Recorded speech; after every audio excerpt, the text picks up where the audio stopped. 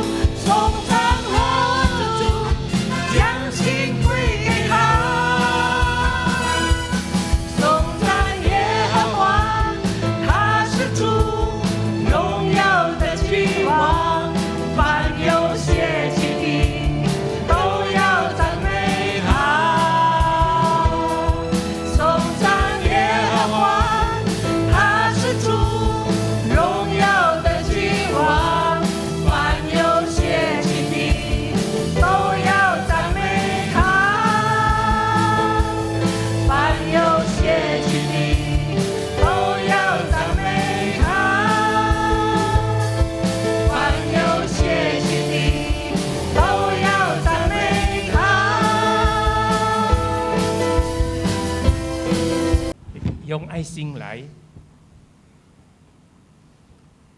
祷告主祷文。我们在天上的父，愿人都尊你的名为圣，愿你的国降临，愿你的旨意行在地上，如同行在天上。我们这用的饮食，今日赐给我们，免我们的债，如同我们免了人的债。不叫我们遇见试探，救我们脱离凶恶，因为国度、权柄、荣耀，全是你的，直到永远。阿们。Doa Bapa kami yang di surga, dikuduskanlah namamu, datanglah kerajaanmu, jadilah kehendakmu di bumi seperti di surga. Berikanlah kami pada hari ini makanan kami yang secukupnya. Dan ampunilah kami akan kesalahan kami, seperti kami juga mengampuni orang yang bersalah kepada kami. Dan janganlah membawa kami ke dalam pencobaan, tetapi lepaskanlah kami daripada yang jahat. Karena Engkaulah yang mempunyai kerajaan dan kuasa dan kemuliaan sampai selama-lamanya. Amin. Akan kebenaran firman Tuhan, kita mau naikkan satu pujian. Kita mau mengatakan kepada Tuhan betapa kita mengasihi Dia. Amin.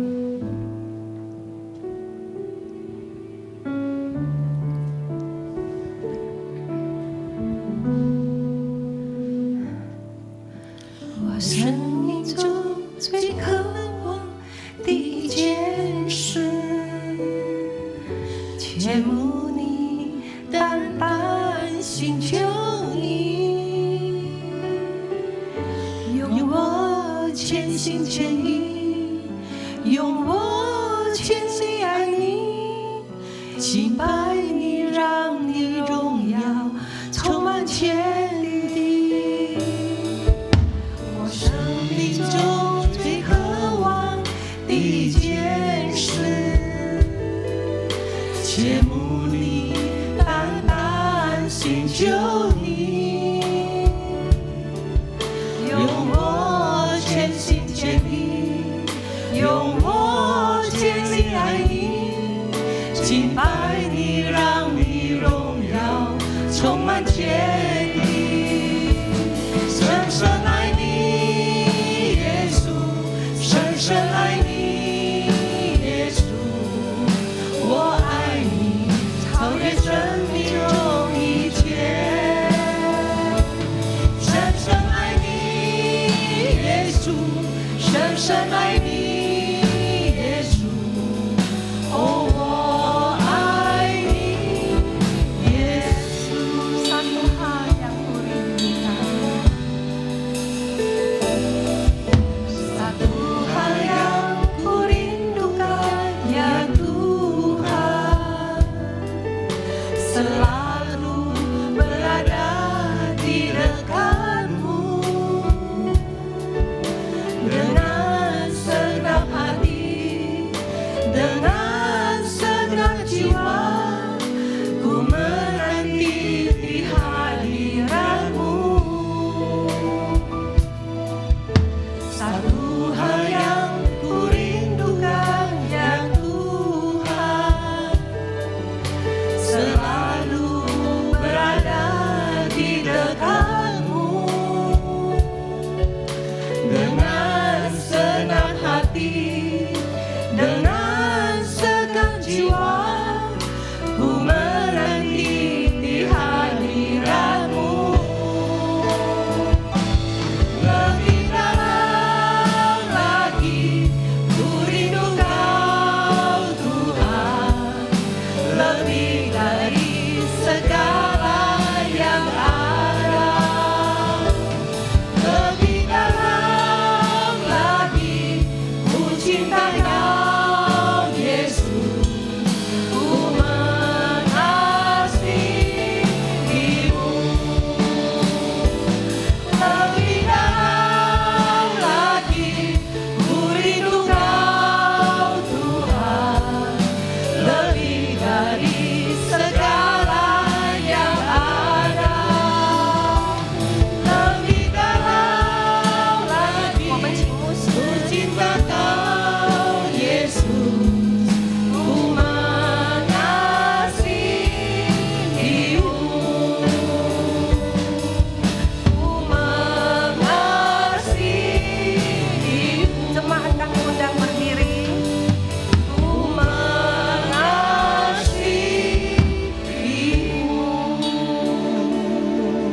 Saatnya ya Bapa, kami rindu mendengar suara Tuhan. Roh-Mu yang kudus saja yang sanggup membuat kami mengerti. Karena dengan pencerahannya saja kami akan paham apa yang Tuhan mau katakan kepada kami anak-anak-Mu di sini pada hari ini. Kami tidak dapat berjalan benar tanpa firman Tuhan. Firman-Mu adalah pelita bagi kaki kami dan suluh bagi jalan kami. Sebab itu ya Tuhan, tolong kami dalam keterbatasan kami, baik hamba-Mu maupun kami sekalian, kami dapat mengerti kebenaran-Mu pada waktu dibaca dan diberitakan. Ini kami mohon dalam nama Tuhan Yesus Kristus. Amin. Silahkan duduk kembali. Saudara-saudara yang dikasihi Tuhan, baik yang berada di sini maupun yang berada di rumah, Shalom. Tuhan menyertai saudara-saudara sekalian. Perenungan kita pada hari ini bisa ditayangkan, tolong. Perenungan kita pada hari ini kita akan merenungkan firman dari surat Galatia pasal 6 ayat 14. Galatia 6 ayat 14. Tetapi aku sekali-kali tidak mau bermegah selain dalam salib Tuhan kita Yesus Kristus, sebab olehnya dunia telah disalibkan bagiku dan aku bagi dunia.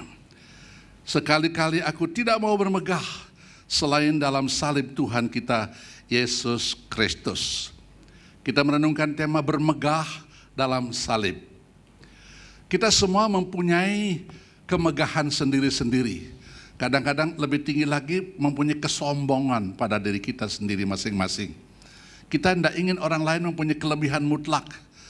Kalau kita mempunyai kelemahan, kita anggap ya saya lemah di sini, tapi saya kuat di sini. Saya boleh miskin, tapi moral saya lebih bagus. Saya boleh kaya, tapi dan seterusnya. Jadi kita punya perbedaan-perbedaan.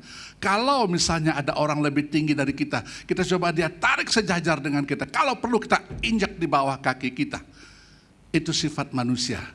Sejarah menyebutkan bahwa terjadi kesombongan, kemegahan tertentu dalam hidup manusia, misalnya saja dalam hal ras. Dalam hal ras, kita mendengar di Amerika umpamanya zaman dulu ada perbudakan terhadap kulit hitam, dipandang begitu rendah, kulit putih begitu tinggi. Di semua bangsa yang saya ketemu, mereka mengatakan hal-hal yang sama, mereka lebih tinggi. Jerman dulu sangat bangga dengan ras dan kebangsaan mereka, begitu hebat. Ada yang membanggakan kekayaan. Dia tunjukkan dirinya dia mempunyai kekayaan begitu luar biasa. Dengan mengenalkan pakaian-pakaian tertentu, ornamen-ornamen yang macam-macam. Ada juga orang meninggikan pendidikan atau pengetahuan. Namanya pendek tapi gelarnya panjang. Dan kalau gelarnya tidak disebut dia marah-marah. Baru tadi pagi saya berbicara dengan satu orang. Ada seorang pendeta, kalau diperkenalkan gelarnya harus disebut semua. Dia merasa begitu bangga. Ada orang bangga dengan jabatannya. Dia merasa jabatan ini penting. Kalau jabatannya tidak disebut, dia juga tidak senang. Ada orang membanggakan keindahan fisiknya. Dia tonjolkan bagian-bagian yang dianggap indah. Dia buat dengan segala cara, entah dengan pakaiannya dan sebagainya. Bahkan ada orang yang menonjolkan bakat-bakat rohani atau karunia-karunia rohaninya. Dan itu kita dapat lihat di mana-mana.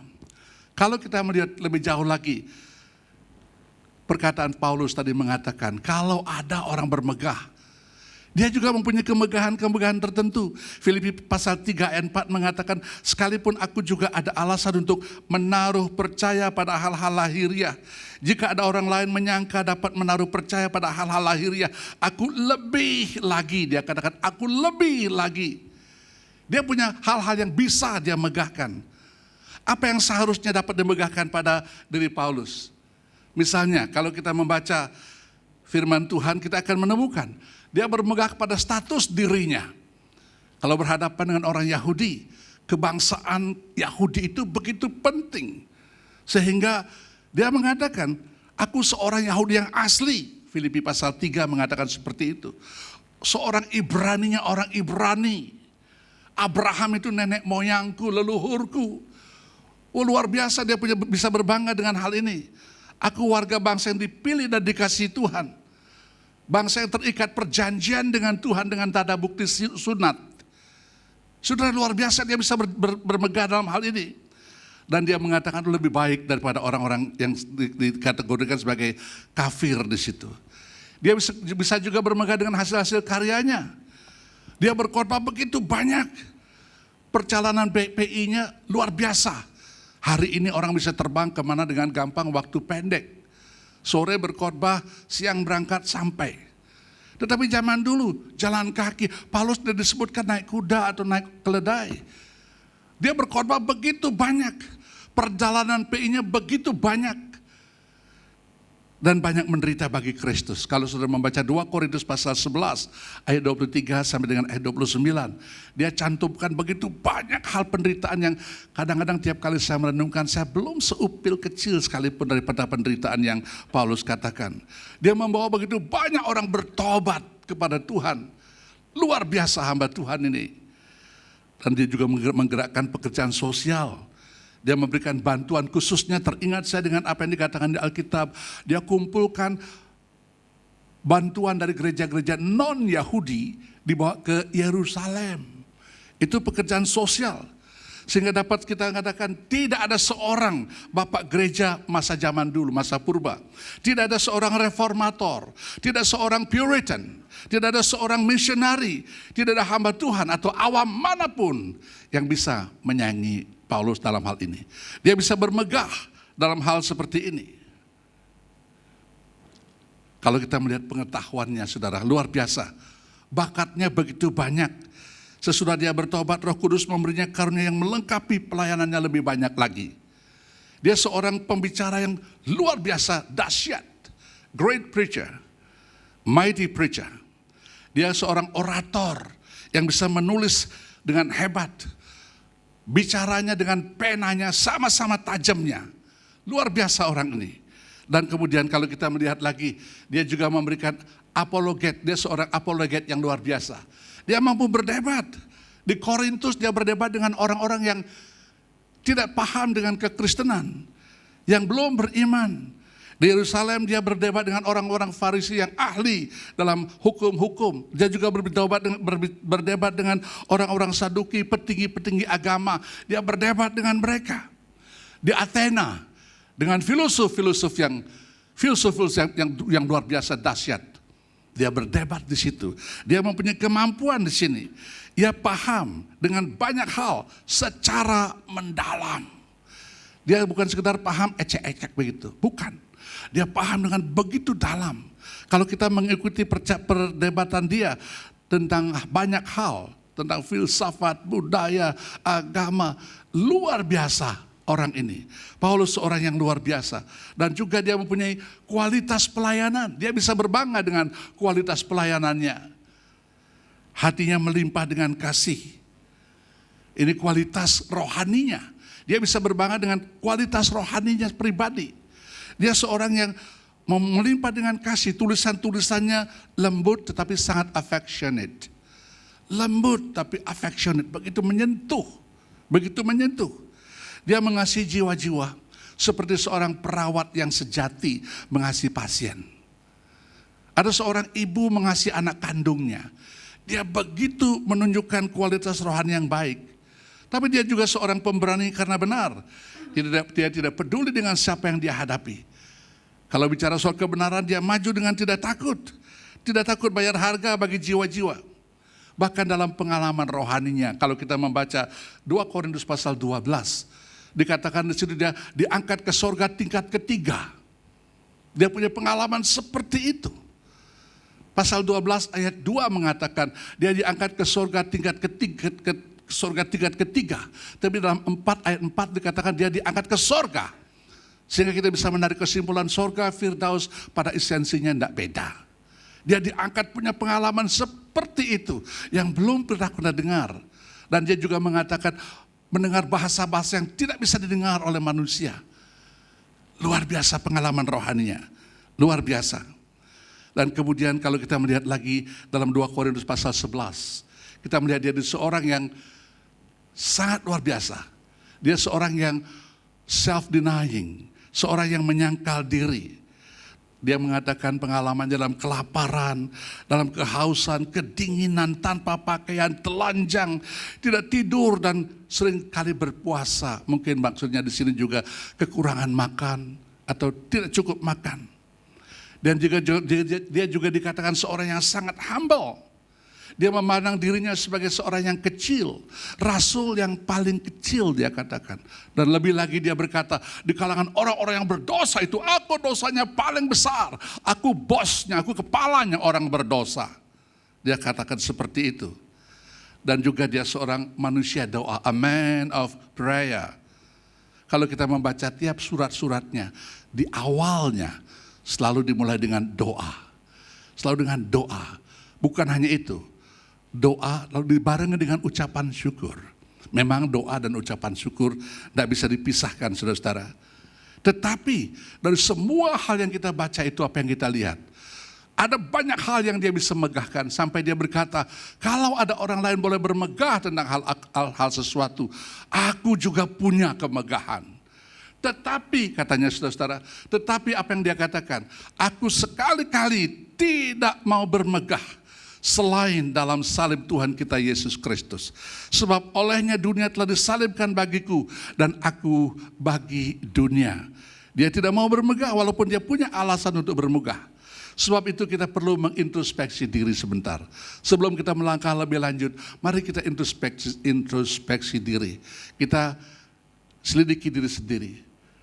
Kalau kita sudah merasa sudah terlibat banyak dalam pelayanan, dalam pemberian, mungkin pemberian ide, mungkin pemberian dana, atau pemberian apa saja bentuknya. Mari kita berhenti sejenak. Kita pikirkan, berhati-hati dengan gambaran elok diri.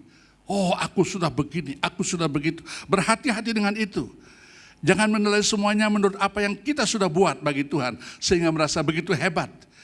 Jangan merasa aman sebelum denyut jantung saudara berdetak seperti Paulus yang mengatakan, aku sekali-kali tidak mau bermegah selain dalam salib Tuhan kita Yesus Kristus. Jangan terlalu berbesar diri. Jangan melihat diri begitu elok, begitu hebat. Sebelum kita merenungkan diri seperti Paulus berkata seperti itu. Banyak hal yang sudah saya katakan tadi mengenai kemungkinan dia boleh bermegah. Tetapi dia tidak mau bermegah selain dalam satu hal, yaitu salib Yesus Kristus. Nah sekarang kita bertanya apa salib yang dia megahkan itu?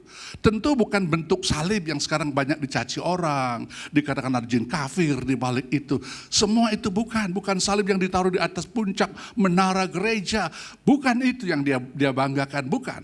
Tetapi kalau kita membaca 1 Korintus 1 ayat 18, dia berkata, sebab pemberitaan tentang salib memang adalah kebodohan bagi mereka yang akan binasa.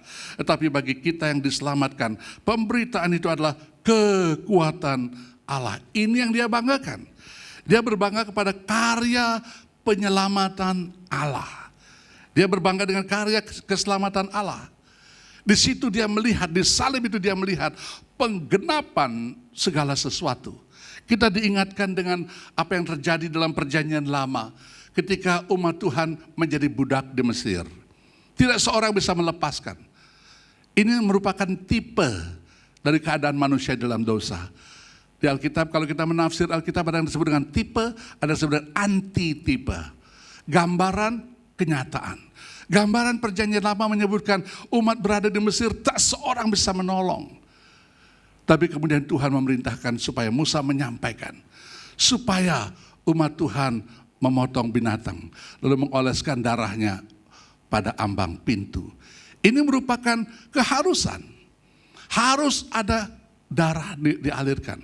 Untuk keselamatan manusia, siapa yang bisa mati? Semua manusia sudah berdosa. Apakah dia pemimpin agama, apakah dia rasul besar, apa saja.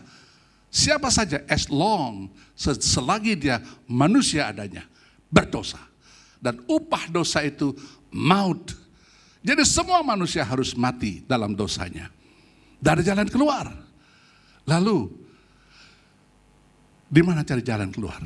Adakah manusia yang bisa mati bagi orang lain? Tidak bisa. Penebus ini haruslah pertama manusia karena menyelamatkan manusia. Kedua harus suci. Di mana cari orang seperti itu? Cari di dunia begitu banyak manusia tapi satu pun tidak ada yang suci. Semua manusia berdosa. Cari ke surga, semua suci, satu pun tidak ada manusia. Kalau demikian, cara yang paling indah, Allah mengambil inisiatif. Dia kirim Yesus Kristus ke dalam dunia ini. Allah menjadi manusia, bukan manusia yang dialahkan, bukan manusia yang menjadi Allah, tidak mungkin itu. Tapi kalau Allah menjadi manusia, sangat mungkin, dan bukannya tidak mungkin. Kadang-kadang kita merasa terdesak, orang mengatakan, kamu mau menyembah manusia dijadikan Allah. Tidak. Waktu Filipi ditulis oleh Rasul Paulus mengatakan, dia yang adalah, perkataan adalah ini tolong diingat baik-baik. Dia yang adalah Allah, mengosongkan diri. Waktu dia mengosongkan diri, kealahannya tidak hilang. Dia tetap Allah, menjadi manusia. Itu sebabnya pada waktu mati di atas kayu salib, dia dapat menggenapkan apa tipe-tipe di dalam perjanjian lama. Ketika dia mati di atas kayu salib, dia berkata, sudah selesai. Sudah genap. Chen liao. Sudah lengkap. Semua karya penebusan sudah selesai. Lalu di situ kita melihat keadilan Allah dengan kasih Allah bertemu. Penebusan dengan pengampunan yang terbesar terjadi pada diri Yesus di atas kayu salib. Karena itu hal ini adalah hal yang besar sekali. Salib Kristus adalah titik sentral dari Alkitab. Maksud saya daripada semua keadilan dan kasih Allah bertemu di atas kayu salib. Dalam perjanjian lama dia mengatakan tipe, model, gambaran. Kemudian dalam perjanjian baru di situ kita melihat salib Kristus. Nampak di situ. Bertemu antara keadilan dan kasih Allah. Bukan manusia yang harus mati.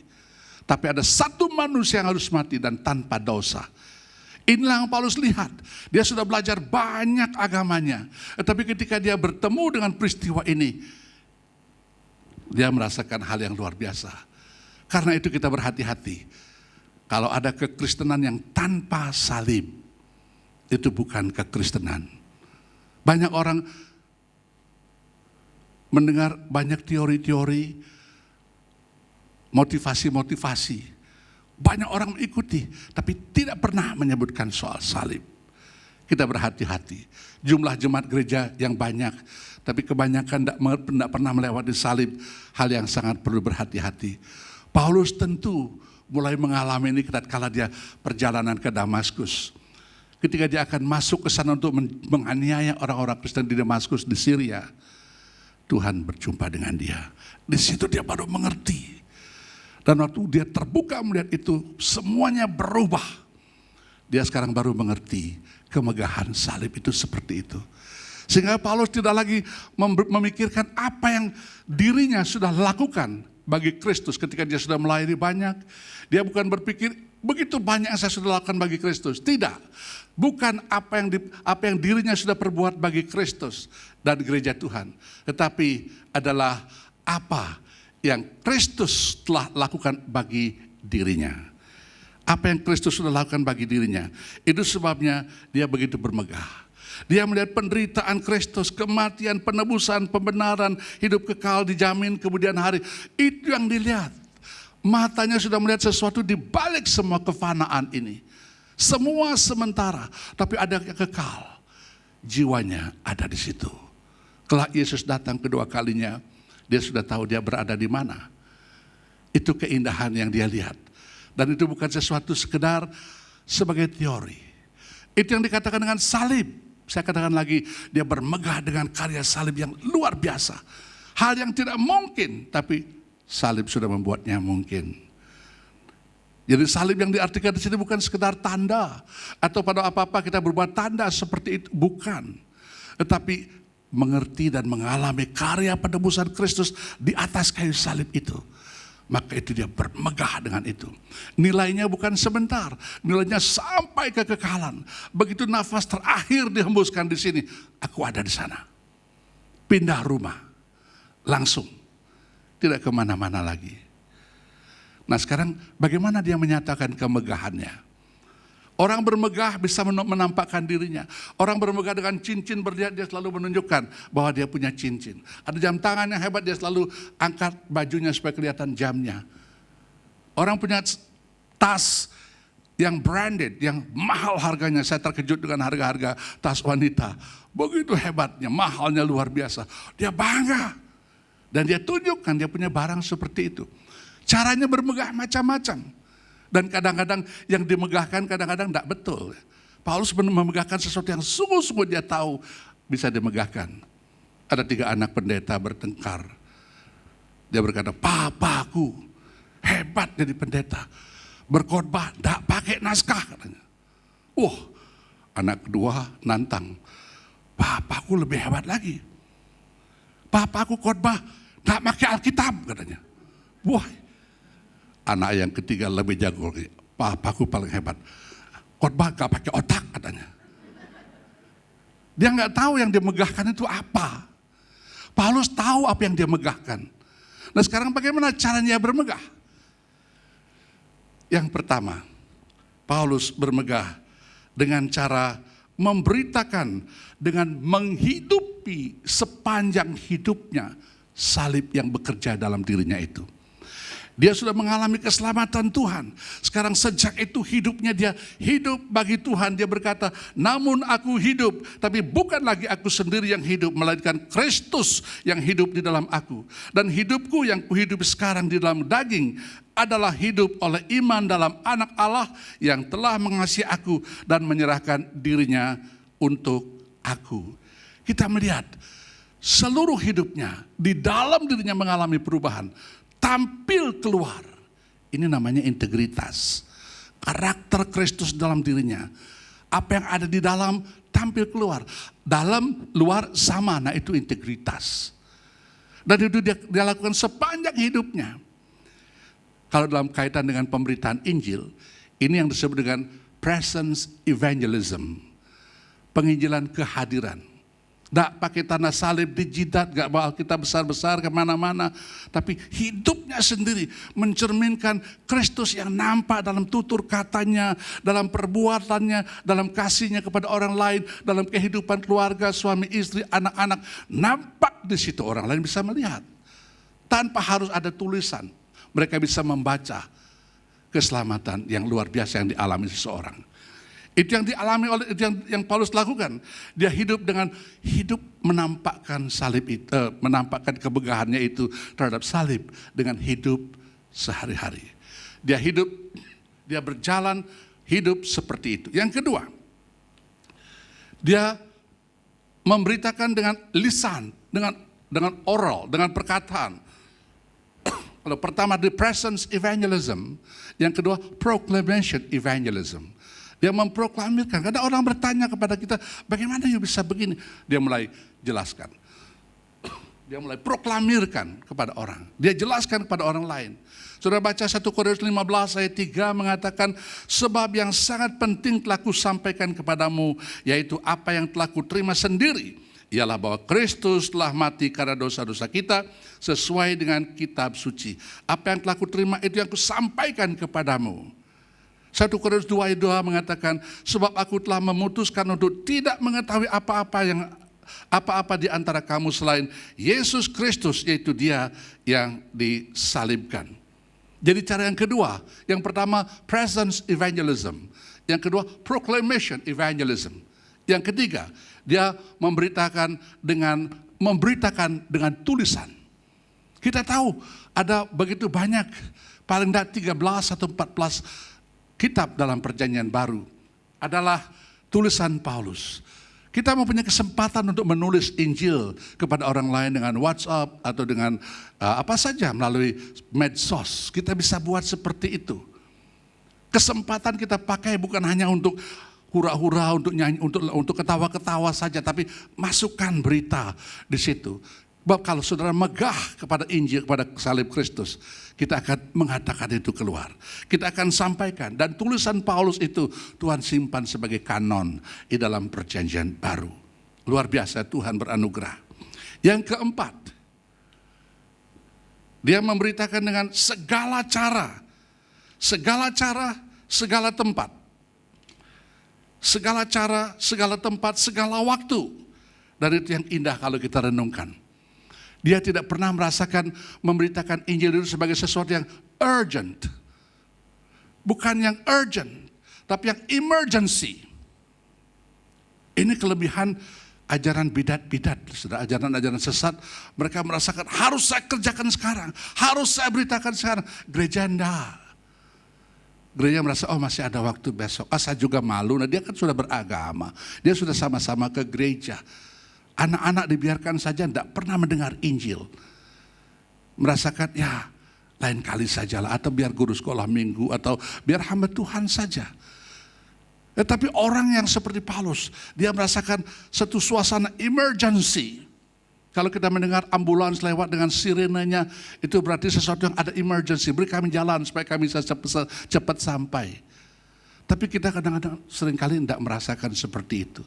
Itu sebabnya gereja sangat lemah, karena tidak bisa membanggakan, tidak bisa bermegah akan salib Kristus. Atau mungkin banyak orang belum pernah punya pengalaman dengan salib Kristus. Kristen tanpa salib. Saudara-saudara, saya ingin menceritakan satu peristiwa yang sudah pasti mungkin pernah dengar, karena ini sangat luar biasa. Sebuah peristiwa terjadi pada tahun 1914, 2 tahun setelah tenggelamnya kapal Titanic.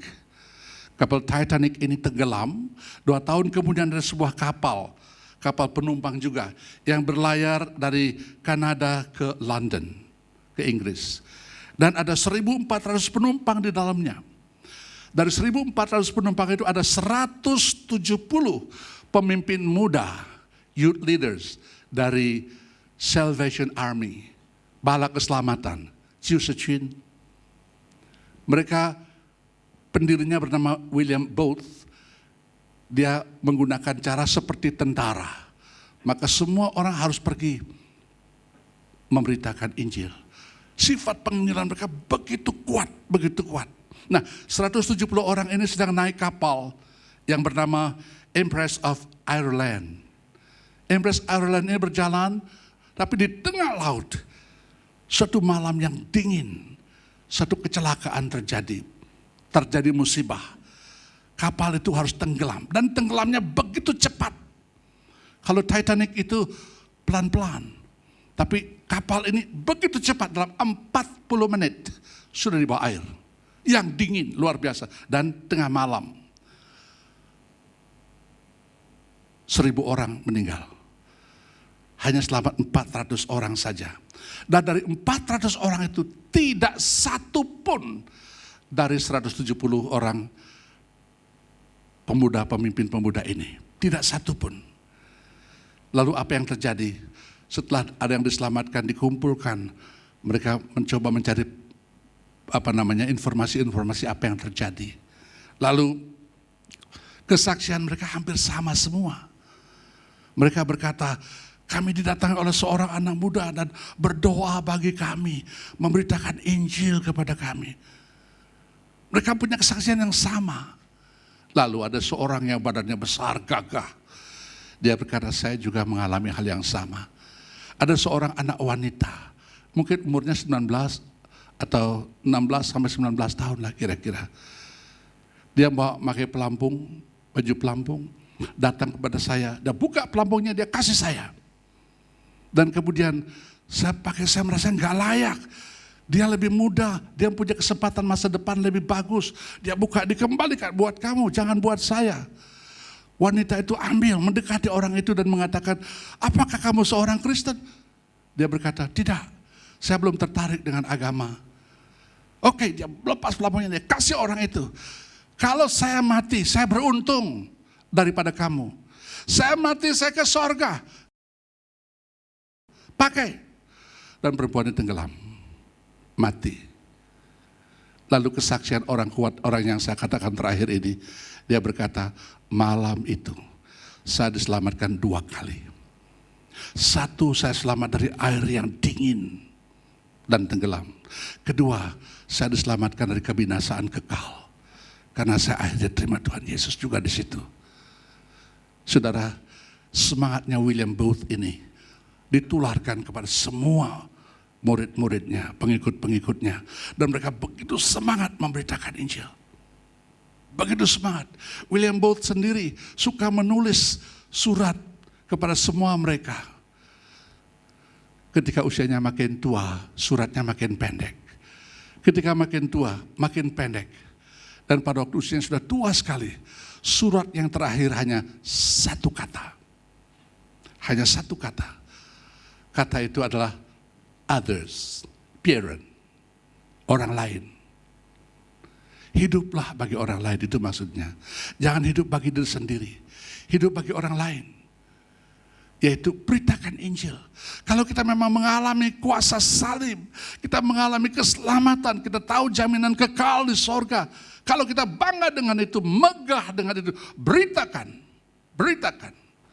Itu semangatnya William Booth sampai beliau meninggal. Saudaraku, bisakah kita juga berkata dengan kesejatian dari sedalam-dalam diri kita, menjiwai sama seperti Paulus berkata. Dia berkata, tetapi aku sekali-kali tidak mau bermegah selain dalam salib Tuhan kita Yesus Kristus. Sebab olehnya dunia telah disalibkan bagiku dan aku bagi dunia. Bermegah karena salib Kristus. Saya ingin sekali mengajak saudara-saudara mengaminkan ayat ini, tema ini dengan menyanyikan salibnya, salibnya, selamanya mulia, 十字架，永是我的荣耀，kemuliaanku. Mari kita katakan seperti itu. Kalau saudara belum pernah terima Tuhan Yesus, saudara tidak akan dapat bermegah tentang salib. Tapi kalau sudah pernah menerima Tuhan Yesus, tahu bahwa dunia ini hanya sebentar. Apa yang ada pada saudara lebih, kekayaankah, kecantikan, kepintaran, gelar, posisi, semua berlalu. Tapi karena salib, kita akan terus bersama-sama dengan Tuhan dalam kekekalan. Karena salibnya, salibnya, salibnya. Mari kita berdiri di sini. Kalau sudah belum merasa leluasa berdiri, tidak apa-apa. Katakan salibnya, salibnya, salibnya, salibnya, selamanya mulia, dosaku disucikan oleh darah Yesus. 十字架，十字架，十字架，永是我的荣耀。我从罪都洗洁净，靠耶稣的宝。Kita akan nyanyikan bahasa Indonesianya lagi sekali. Setelah itu kami minta Bapak Gembala Sidang untuk tampil ke depan berdoa. Salibnya, salibnya,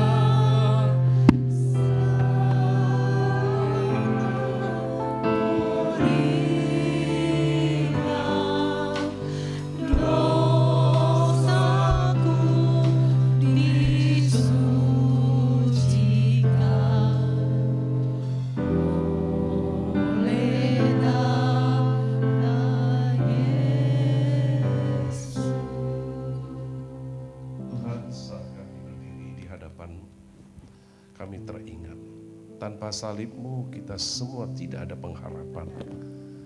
Kami mengucap syukur Tuhan untuk kesetiaan Engkau. Memberikan seorang Paulus sebagai contoh dan teladan bagi kami. Biarlah Tuhan, kami berdiri di hadapan-Mu sungguh-sungguh. Kami juga mengikuti, bermegah di dalam salib-Mu. Keselamatan yang Engkau berikan, Engkau tebus kami dari dosa, bukan dengan emas dan perak, melainkan dengan darah-Mu yang tidak dapat dinilai oleh dunia ini ya Tuhan. Biarlah Tuhan, roh yang ada di dalam kami dibangkitkan menyala-nyala. Sehingga kami semuanya bisa melayani Engkau, bermakna bagi orang lain, dan mengabarkan Injil keselamatan Engkau yang mengasihi orang-orang berdosa. Di dalam nama Tuhan kami Yesus Kristus kami berdoa. Amin. Silakan. Bapa kami dalam surga, terima kasih untuk pagi hari ini Tuhan kami bisa beribadah bersama-sama. Itu semua anugerah dan kemurahan hati-Mu. Sekarang giliran kami akan memberi persembahan, kiranya Kau berikanlah kami hati yang sukacita dan kuduskan persembahan kami agar layak dipakai memperluaskan kerajaan-Mu. Hanya dalam nama Tuhan Yesus kami berdoa dan mengucap syukur. Amin.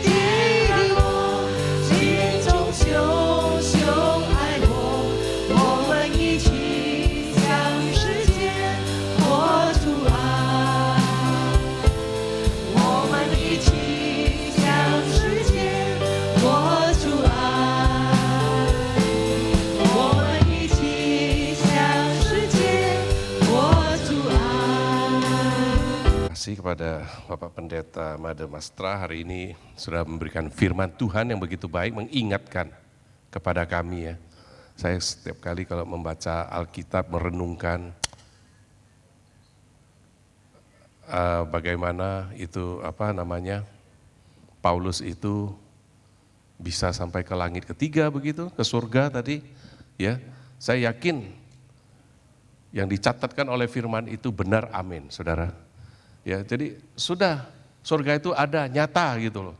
Jangan pikir-pikir apa ada ya, enggak ya gitu. Benar enggak Pak Made? Nyata surganya. Paulus sudah naik ke sana, dia udah lihat itu. Ya, jadi saudara kita yakin, kita percaya. Kalau Paulus bisa naik, kita juga pasti ada harapan. Amin saudara. Nah, saya sangat senang melihat pendeta Imade Mastra ini, istrinya waktu awal bulan khotbah di sini. Masih ingat gak? Siapa namanya? Yang bicara bahasa apa? Nah, jadi Pak Made belajar bahasa Mandarin dari istrinya. Nah, saudara tahu ya tadi? Yang paling indah adalah apa? Suami istri melayani Tuhan, ya, pergi kemana-mana khotbah mengabarkan Injil Tuhan. Ya, itu adalah satu kemuliaan buat Tuhan, itu indah sekali saudaraku. Karena kalau kita bilang Pak Made itu asalnya dari Bali, ya. seorang asal dari Bali bisa melayani Tuhan dengan segenap hati, suami istri itu luar biasa. Jadi saudara sudah diberkati oleh firman Tuhan, ya. Amin. Baik, minggu depan saya ingatkan Sabtu pagi kita ada doa puasa bersama. Silakan didatang di jam 7 ya. Oke, baik, mari kita bangkit berdiri.